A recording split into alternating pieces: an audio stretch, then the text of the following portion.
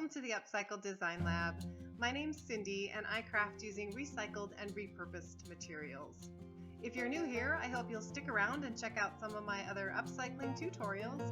And if you like what you see, you can check the subscribe button below any of my videos to become a subscriber. Also, if you'd like to be notified when I upload new videos, be sure to check the bell icon as well. So today I have just sort of a one-year update on one of my projects, this couch that I painted about a year ago. Some different folks have asked me how the paint is holding up and how I like the finish and all that. So I thought I would take you briefly through the way that it looked when I started and give you a little update on how it's wearing and what it looks like today.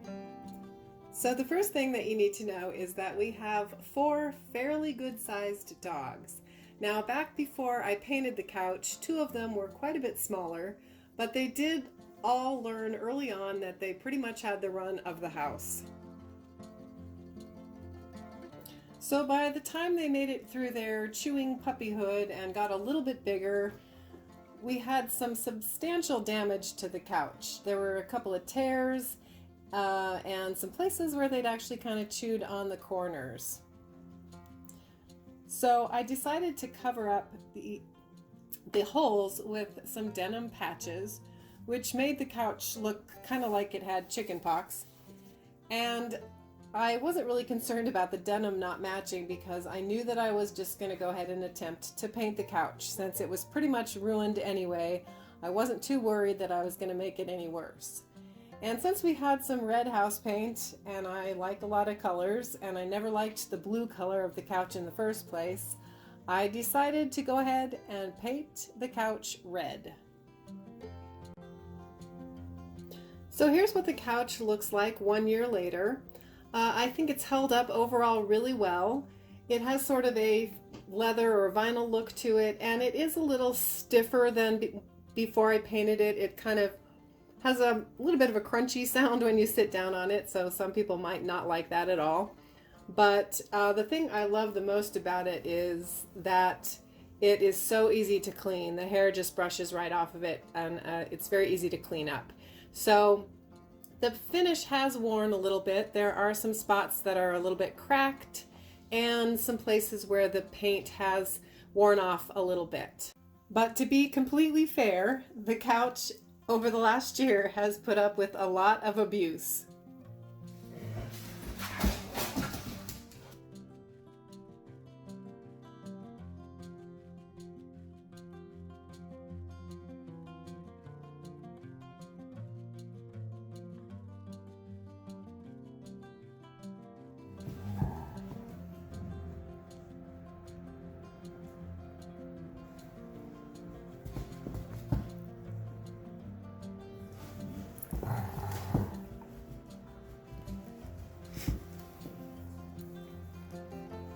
I'm going to attempt to show you a little bit more of the detail of the damage because it definitely is worn.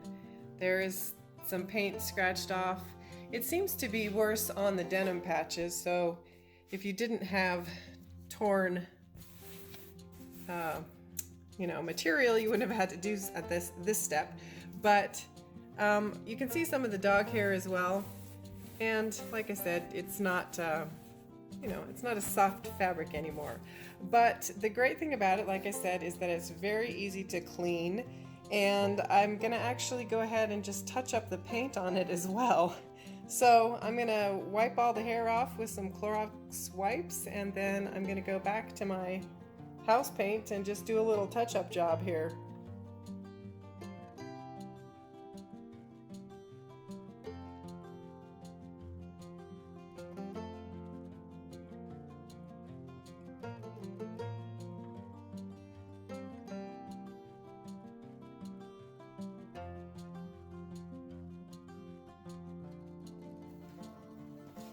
I'm not sure how well you can see the wet areas of paint here, but I'm not painting the entire cushion again. I'm just trying to really give a light touch-up coat to any of the spots where the paint has been really rubbed off. So I'm just doing a tiny little light coat of paint here.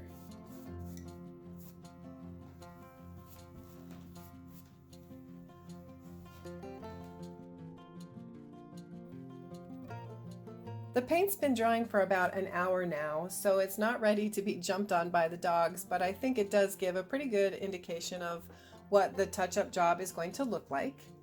And it was well worth the 5 minutes that it took to do that little touch-up job.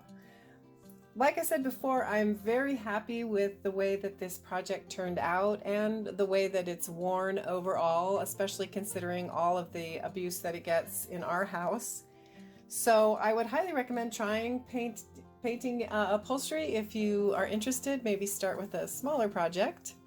But I'm really happy with how much easier the couch is to clean. And like I said, I feel like it's worn pretty well. If you're interested in getting to the original tutorial, I will put links to that in the description box. If you have any questions that I didn't cover, please feel free to ask me those in the comment section. And that about does it for today's video. Thank you so much for watching. If you are interested, please check out some of my other upcycling tutorials. Please give this video a thumbs up, and I hope to see you back here soon in the lab.